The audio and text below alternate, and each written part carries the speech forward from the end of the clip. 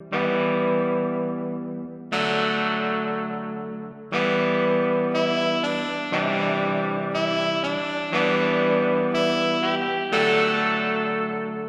know, I definitely see that point, and I'm not certainly going to object to the point.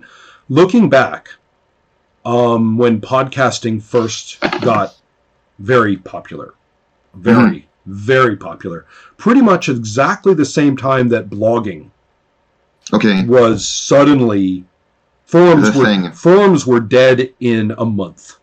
Yeah. Right? Just a month. It flipped to blogging, and it was right at that point that podcasting also became enormous. And I, like you, have to self-censor a little bit in terms of names and faces right now. And I even hesitate to do this because, you know, if I post this, some people listening to this are going to run back and try and figure out who I'm talking about. Yeah. But there was a podcast at the time that was just after any session. They would play, and then they'd turn on the recorder, and they'd talk about play. And it was immediate. And it tended to be euphoric. Yeah. And I think not especially authentic. It felt authentic because they were like raving and emotional and, you know, talking and excited and self-congratulatory. But I knew every one of the people. And I had private conversations with them. And it was clear from the private conversations that all was not well with the group. The point was that I was seeing a discrepancy between the afterplay discussion and presentation, where I think they were very invested in the popularity of their podcast, and so therefore enthusiasm and excitement and, you know, didn't we have a great time was a top priority. And I don't think they were sitting there, you know, fabricating this. But you can convince yourself very quickly, you know, and feel very sincere when you do that. And so you're talking more about a reflective discourse. Yeah. And I don't know if it was just after play or maybe a day had passed or something, but that immediacy of, okay, we're done playing, click, hit record. How was it? I think had a very negative effect. Yeah. Well, just to answer your question, we have it's almost immediate. So sometimes we go to sleep and we record it on the morning after that because exactly. What, talk more? Fuck that. yeah. Let's just go to sleep. But I think what we achieved with one of the thing one of our battles I was referring to was breaking the consensus. So many of the podcasts we recorded were also very critical of the game we played, and we had some very memorable shitstorms, excuse my French,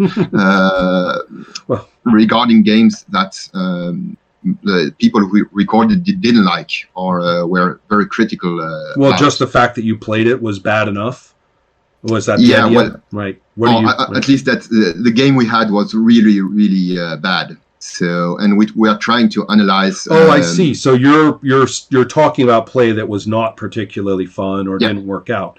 Yeah. Right. And this is something interesting at the Forge. You see, it is a feature of any such activity and any such community that we're talking about, because it's design and publishing all mixed together with play, with varying people involved, and so therefore people aren't going to appreciate the authenticity of talking about how this wasn't any fun.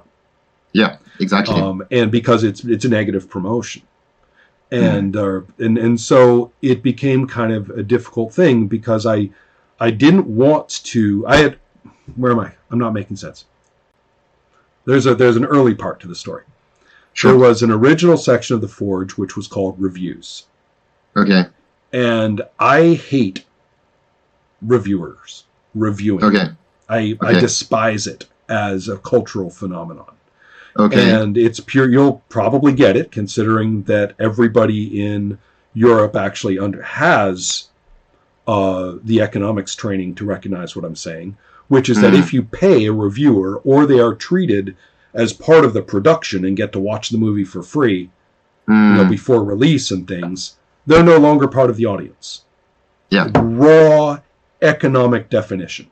Just Marxist as hell. Are they or aren't they part of the audience? If they're being paid to see the movie and review it, not paying, you're not part of the audience. We're done. Yeah. That's finished. And so if you're not part of the audience, why am I listening to you? And not if it's called a review. I mean, if this is an analysis and it's your professional position to provide an analysis, that's different.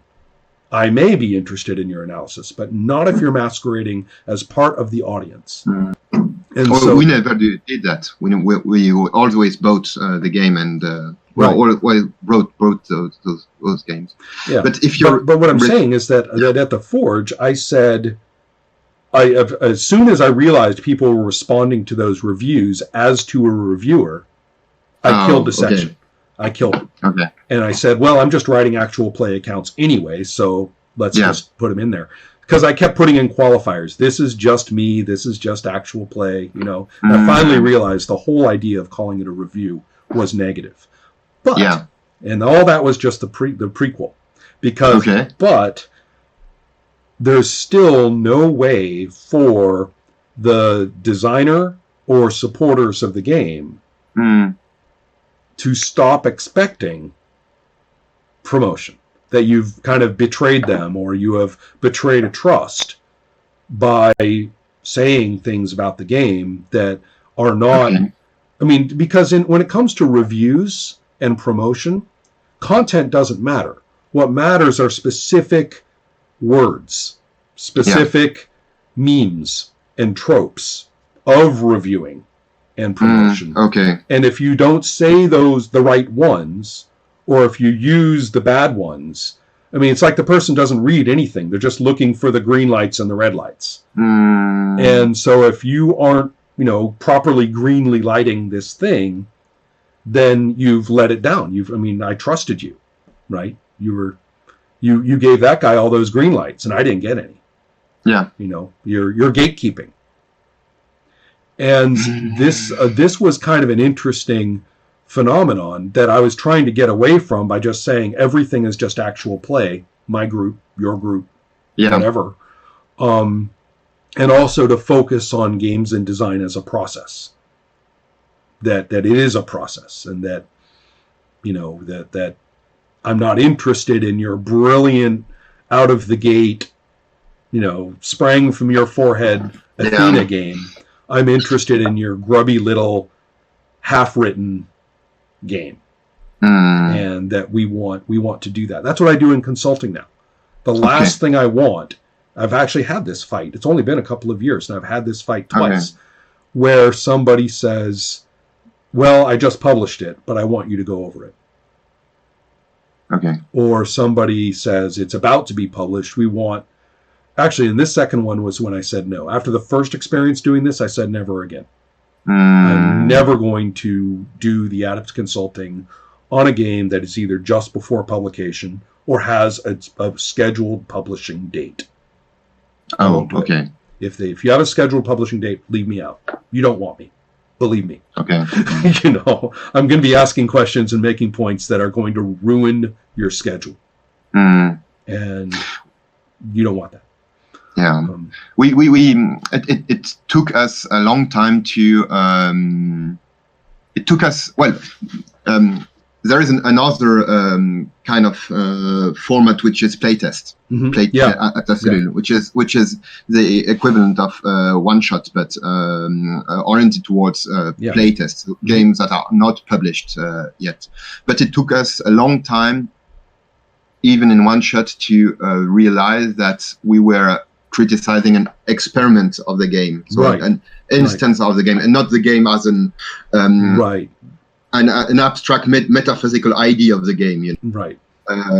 Which was one of the many misconceptions that we had between us and also with the people who were listening to. Sure. To no, us. it's a very similar phenomenon, and I didn't really know how to do it except to dive deeper. Okay. Either we abandoned the whole project of people, making their fun games and design available and just playing it, or we had to dive deeper and say, look, I am going to diminish my importance. I'm just another player of the game. And that I'm not. It's exactly the opposite of branding yourself as, a unique purveyor of role-playing whose opinion about it needs to be paid attention to more than anyone else's. And especially with your position in the RPG communities, I mean, it really is difficult. It's your name. I had, and this was going on at exactly the same time. 2005, 2006 were hellish. Okay. A bunch of things we've talked about had come to a crisis. Okay. I just changed the forums the way I described. I changed the Forge booth so that if you had participated twice, you couldn't be involved anymore. Okay. Because I wanted it to be a break-in. Okay. And it had turned into, our gang. Oh, yeah. And I said, that stops. I want new people cycling in. If you're on your second year, you help the new people. That's what we do. And we cycle through. And then similarly, there was a few other related issues in terms of collections of games. People wanted to publish collections of games from the Forge, and they wanted a logo. They wanted the Forge to publish it. Yeah. They wanted, a group. I mean, we need sort of a Forge board. I'll be the this. I'll be the that. I'll be the captain of this, and you'll be the captain of that. And you can. This is what I call the volleyball problem. Oh, okay. In the States, groups of casual volleyball players are very, very common, and it's a very fun game. It's everybody knows the rules, and it follows exactly the same pattern every time. At the park, a few people get together, play volleyball. Then one person starts bringing a picnic basket, and everybody really likes it for a year. Okay.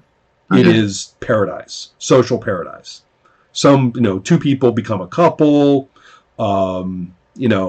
Somebody gets really good, a newcomer comes, or somebody who wasn't very good is now getting very good, and everybody's really, excited about this. Sooner or later, somebody says, let's start a league. Okay. And it all goes downhill from there. Yeah. In 100 ways. We need to start paying dues. We need a budget. Right? Somebody has to be the treasurer. I'm not saying that such things are always disastrous, but for certain purposes they are. And certain things or qualities that it had initially will have to go away if that happens. Those qualities were exactly what I was doing. That's what I wanted. I lost friends at this point. I refused to brand the Forge. I refused to make a company. I refused to permit there to be a Forge logo put onto publications. I refused for there to be at Gen Con. I refused for there to be a company that got the booth. It was always just an Adepts Press booth that other people bought into. I refused to do a wide variety of things. Certain of the people involved were very, very good at high professional finance. They were perfectly able to find investors, like investors, right? People with actual money. Other people were involved in media and in major toy companies and things like that. They had all the connections you could possibly want. And there were people who thought very strongly in terms of, well, we could easily be a company equivalent to the one that puts on Gen Con. And all we had to do is brand it the Forge and brand it indie. And we were all, and everything was all set. I mean, all of the terms, all of the, there was a huge line of product, right? We already had 100 games, if you want to think in terms of we and have. And I refused. I killed it.